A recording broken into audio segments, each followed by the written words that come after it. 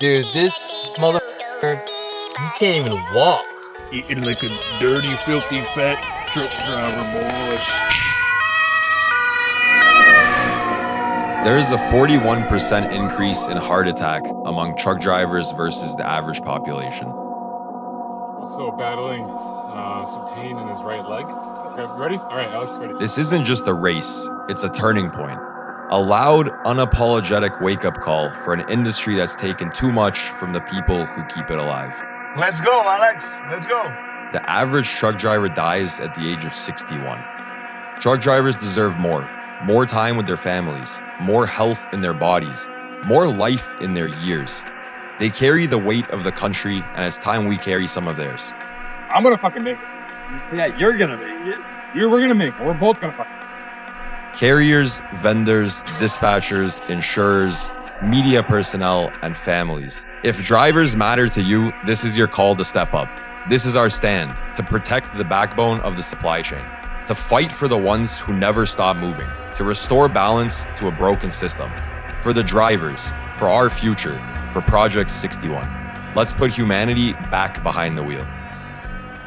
My name is Michael Lombard, and I'm a lot of things. A Marine, a triathlete, a coach, but what I'm most proud of is being a truck driver. The reason I'm so proud of it is because I respect history, and the Lombard name goes back over 100 years in trucking. My family owned Lombard Brothers Incorporated, which was a motor carrier from 1923 to 1984. My grandfather, one of my heroes, he was a part owner of Lombard, and his primary job was driver. Now, Lombard sold in 1984 shortly after deregulation, and like many others were destined to be lost into history. But my story is the redemption of Lombard. I entered this industry on the warehouse side, then I went over the road, and then I became a coach, a creator, and along the way wrote that redemption by losing 100 pounds and running 5 marathons as a trucker. The trucking industry is suffering from a health epidemic where drivers are losing 16 years off of their life expectancy, and poor habits due to work hours plagues all links to the supply chain. Something needs to change, which is why I've made that my mission. When Lombard was in business, they set the standard for what a job was in this industry, and I will continue that legacy by setting the standard on how the industry prioritizes health. I'm taking this mission to Serbia because we have several links to the supply chain working there. Whether people like it or not, they're in the day-to-day lives of America's drivers through dispatch, brokerage, and beyond. And if we're going to change the culture, it requires everyone, everywhere, being on board. My name is Nick Klingensmith. I'm the 4-time cancer survivor, type 1 diabetic, and recovering alcoholic who became an obstacle course racer and defied it all.